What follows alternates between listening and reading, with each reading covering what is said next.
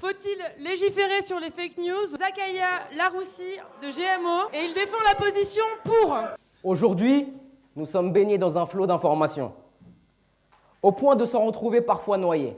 Cette information nous est délivrée par différents moyens, radio, télévision, journaux ou encore réseaux sociaux.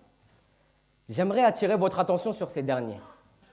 On voit de plus en plus se diffuser un journalisme banalisé. Tout le monde peut s'improviser reporter et diffuser une information qui sera par la suite relayée. Pour rappel, les fake news sont bien plus que de fausses informations. Ce sont des nouvelles volontairement falsifiées, altérant les faits sciemment et désinformant à des fins politiques ou commerciales. Le grand poète Alix Mathurin, alias Kerry James, disait il y a quelques années de cela: les médias ne se contentent plus de cacher l'information.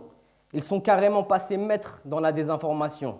Au service du crime, car au service de l'oppression, ils font passer pour une victime celui qui commet l'agression. En effet, il est vrai que la manipulation de l'information se trouve être parfois le fonds de commerce des différents journaux ou magazines d'aujourd'hui. Utiliser l'information existante, que ce soit pour exprimer son opinion ou rallier l'opinion publique à sa cause, est une chose, mais en créer une erronée de toutes pièces, la cuisiner, pour ensuite la faire gober au public, en est toute une autre. Là se trouve tout le problème du débat que j'entame aujourd'hui. Faut-il légiférer sur les fake news? Moi, Zakaria Laroussi, je défends le oui. Il faut créer des lois autour de ces fake news. Il est intéressant de constater que ces fameuses fausses nouvelles ne datent pas d'hier. Figurez-vous qu'on a accusé un des meilleurs orateurs et stratèges d'Athènes, Périclès, de détournement de biens publics, de perversion, et on est même parti jusqu'à insulter sa femme de prostituée. Que de rumeurs infondées visant à faire tomber la célébrité du moment. On pourrait par ailleurs faire le parallèle avec bon nombre de personnalités contemporaines d'aujourd'hui, mais là n'est pas notre débat. Bien sûr, on trouvera toujours ces pseudo-militants de la liberté d'expression qui accuseront le gouvernement d'être un gouvernement liberticide, voulant instaurer une police de la pensée. On s'affole, on crie au scandale, Macron veut prendre le contrôle total de la presse, on veut créer un ministère de la vérité, ce sont les prémices d'un système Big Brother, et ainsi de suite. J'accuse, mais comme dirait M. Fémy ici présent, ce n'est pas parce que vous avez lu Zola que vous êtes Zola. Ne montez pas sur vos grands chevaux, relaxez-vous, calmez-vous un peu. Chers adversaires, aucune liberté n'est en danger et aucun œil de Sauron ne s'est érigé pour vous dicter un totalitarisme de la pensée. En effet, la majorité de ce qu'on lit, regarde et apprend par le biais de la presse est vrai, car le travail du journaliste est en partie de vérifier ses sources, d'effectuer son travail de recoupage.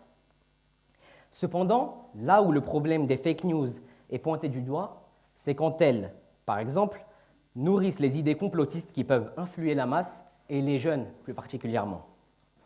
Quand elles, selon leurs ampleurs et leurs différentes formes utilisées, posent de nombreuses difficultés à la diffusion et la reconnaissance des avancées scientifiques d'aujourd'hui. Quand elles visent non seulement à salir, mais aussi à exploiter les divisions de nos sociétés ouvertes, notamment dans le cadre des campagnes électorales.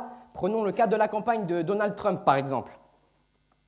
Il affirmait que, je cite, « Madame Clinton, dans son programme, veut libérer les violents criminels de prison. Elle veut tous les faire sortir. » Il disait aussi que l'état de santé de Madame Clinton se dégradait de plus en plus.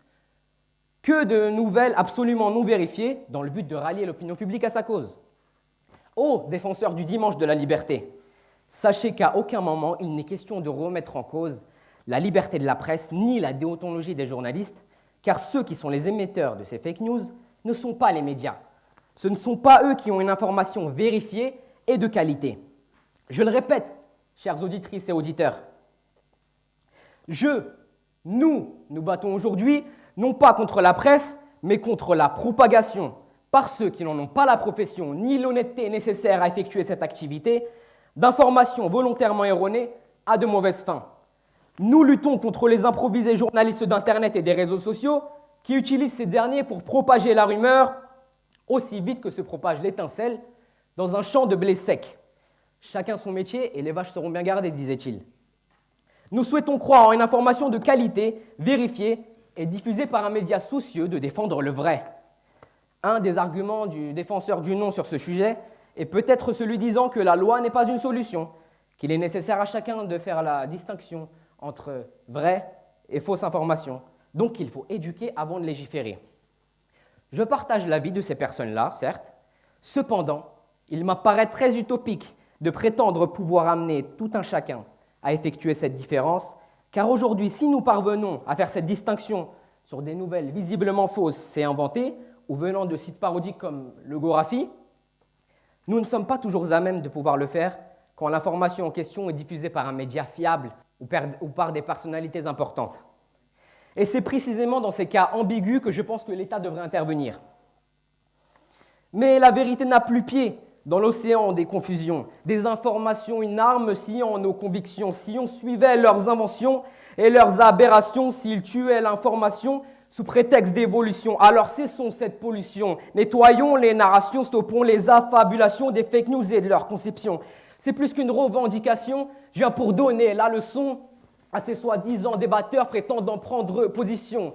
J'entame le rituel, signant ma consécration, obsédé textuel, j'ai le stylo en érection.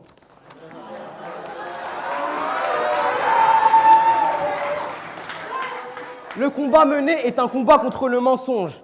Le combat mené est un combat contre les rumeurs infondées qui s'immiscent au niveau politique comme au niveau personnel.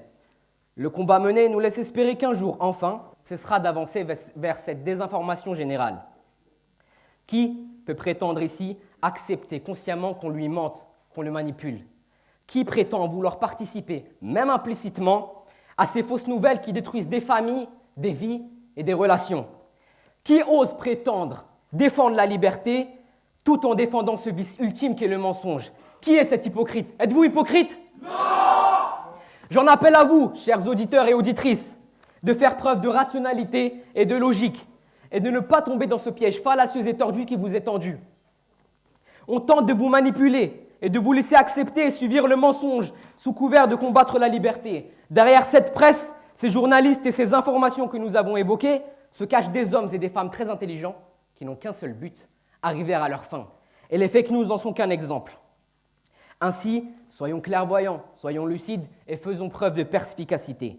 Comme dirait, de manière quelque peu modifiée, un grand philosophe qui m'a beaucoup inspiré, ce ne sont pas les médias, mais les hommes qui m'attristent. Comment leur faire confiance? Ils ont tué le Christ.